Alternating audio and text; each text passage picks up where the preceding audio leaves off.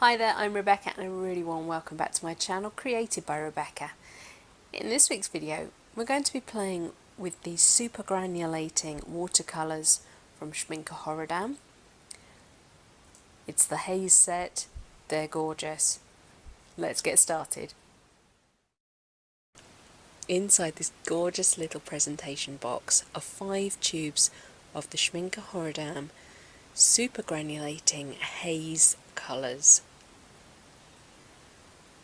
There are a variety of the super granulating sets out there on the market.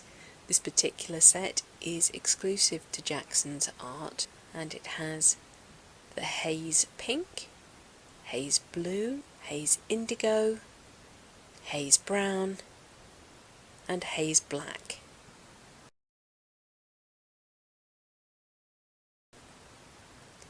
I'm squeezing out a small amount of each onto my little ceramic palette.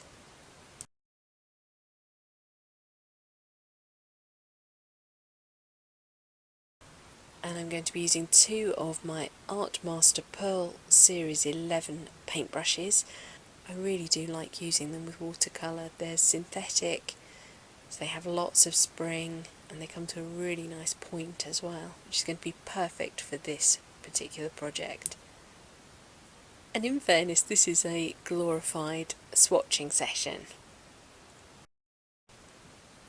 First of all, let's go through each of the colours. This is Haze Pink, which is a combination of PR233 and PB36, and it's transparent.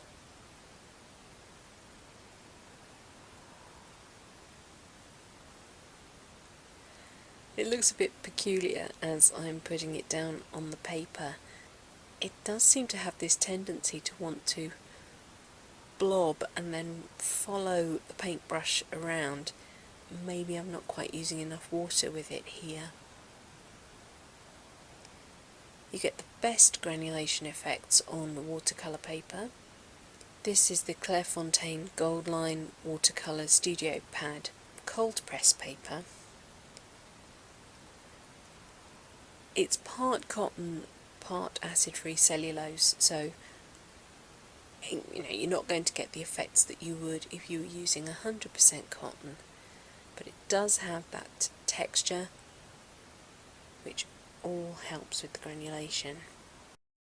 Now I'm moving on to Haze Blue, which is PY43, PB29 and PBR7, and it's also transparent.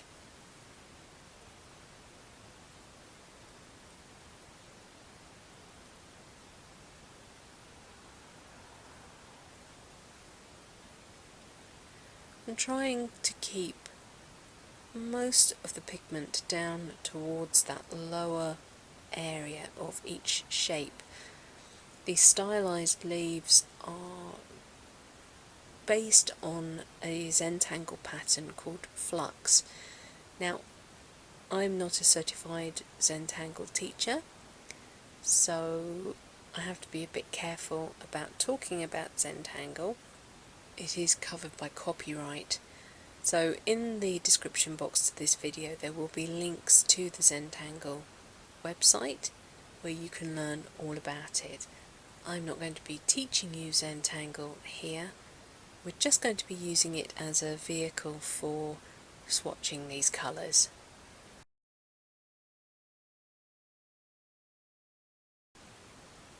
This is Haze Indigo, PB29, PG26 and PBR33, and it's semi-transparent. And this is my only niggle with this set. I don't quite understand why we have 2 blues. In my mind, we could have done away with one of them and had something different. Maybe something that granulated with some green in it. And then you could have been looking at misty trees. in such a limited colour palette, it does seem strange to include two blue-based colours. However, they are both lovely.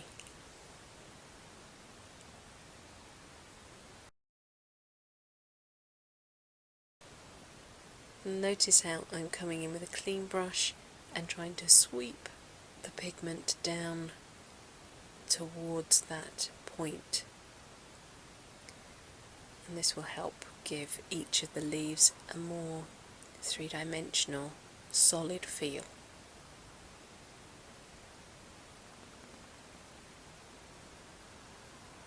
The extra water also helps with the granulation of the paint.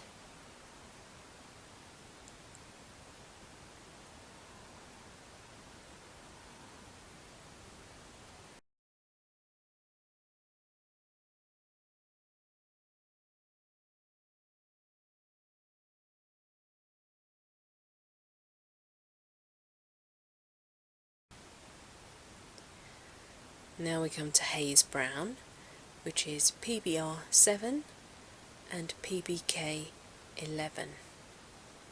It's a semi-transparent colour.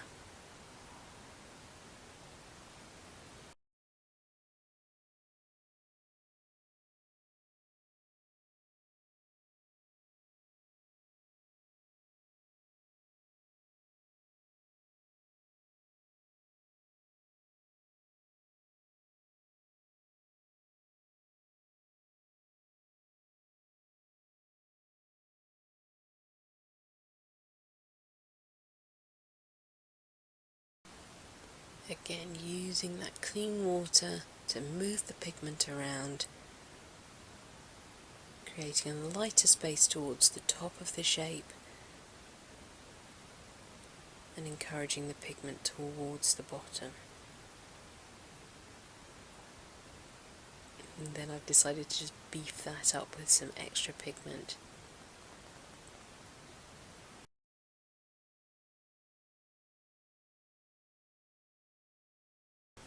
The last colour is Haze Black, which is made up of three pigments: PG36, PBR33 and PBK11.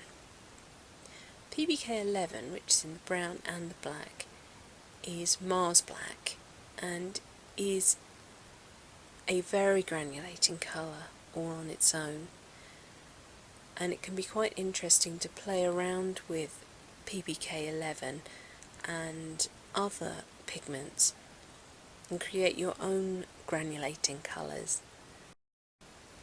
Lots of people would say, you can't use black watercolour, don't use black watercolour, that's cheating. Well, it depends what you're trying to achieve, and there's never any harm in experimenting.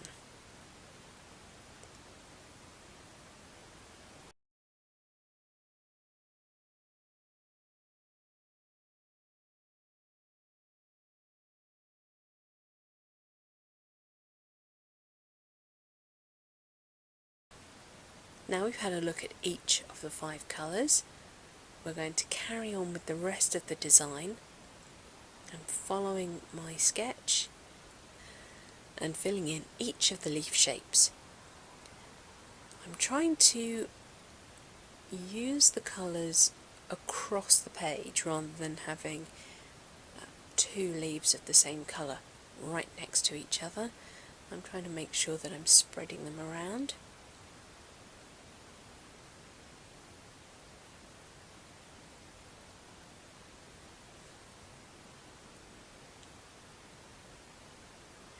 With some of these bigger leaves, I found I was fussing with them too much, trying to smooth them out and beef up the pigment down towards the bottom, and you'll see that what I decide eventually is that I need to let them dry and then come back with a glaze over the top to try and intensify them.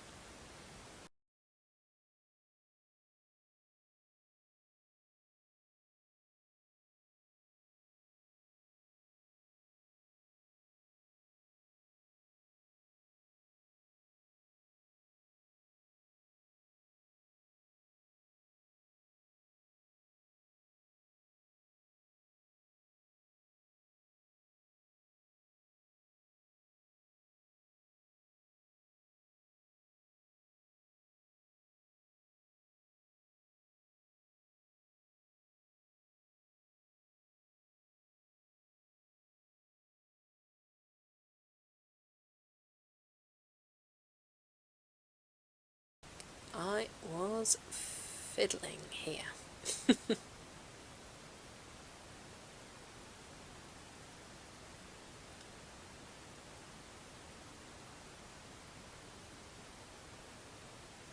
Okay, step away from the watercolour.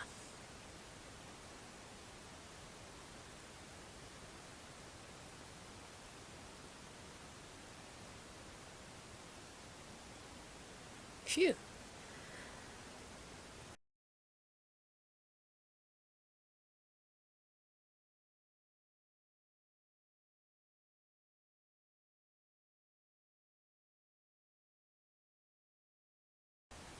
I'm building up the density of the composition with a variety of sizes of these stylised leaves,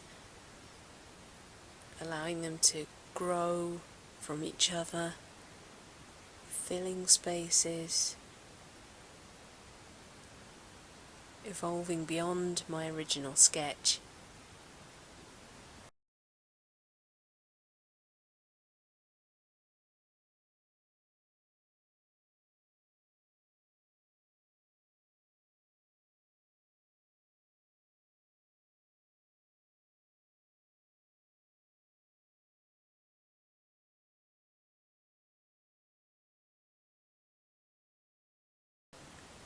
I find turning the page helps me not just with preventing me from smudging the paint everywhere, but also checking the balance of the composition so I can see if an area looks more empty than another. The smaller leaves towards the edges are getting lighter in tone, with the bigger, larger leaves having the densest colour.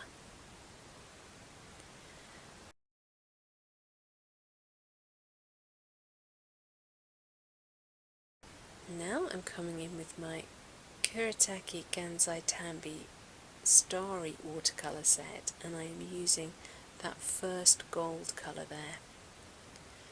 You need to add water to the pans that you intend to use a minute or so before you start to use them, and then you just work that water into the pigment and they are so creamy. And you'll see that I'm filling spaces with gold circles. I want them to look slightly squished into the spaces, so they're not perfect circles. They almost look like peas in a pod, which have that slightly squared shape.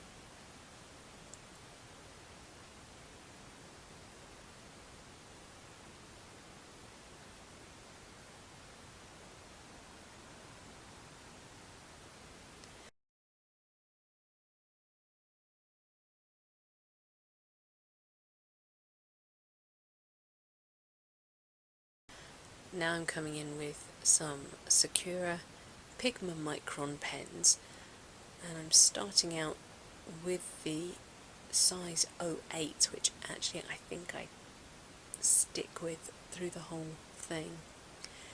And you'll see that I'm outlining most of the shapes, if not all of them. I'm trying not to be too careful with my outlining. When I do Zentangle properly, the shapes are very controlled, all the drawing is very controlled. But with this sort of doodling / swatching, I can afford to be a bit freer with it. So you'll see that there's some places where the lines and the watercolour don't meet.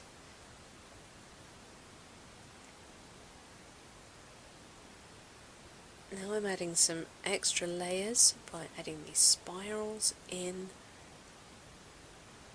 alongside the golden circles, and in some places I'm using them to fill gaps, and in other places I'm filling the gaps with just ink.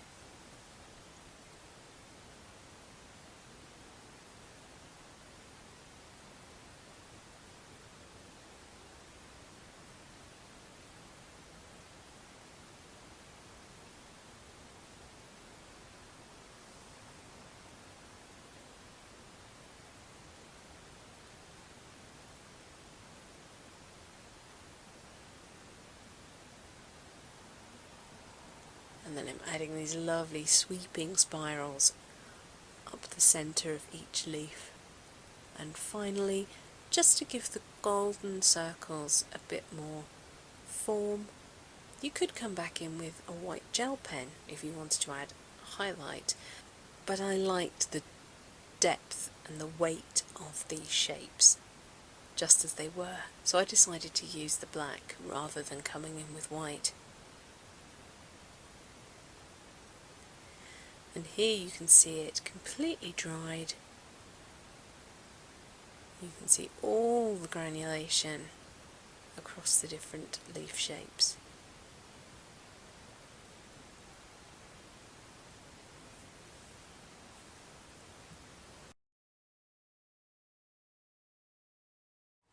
There you are, there is the final piece all done. I think that's really fun, the mixture of the doodling techniques with the super granulating watercolours. I'm really pleased with that, and I love the touch, there's a lot of gold on here, but I really do love that gold with it as well. Right, that's it for this week's video. Thank you so much for watching. Please remember to like, share and subscribe to me here on YouTube. And until next time, bye.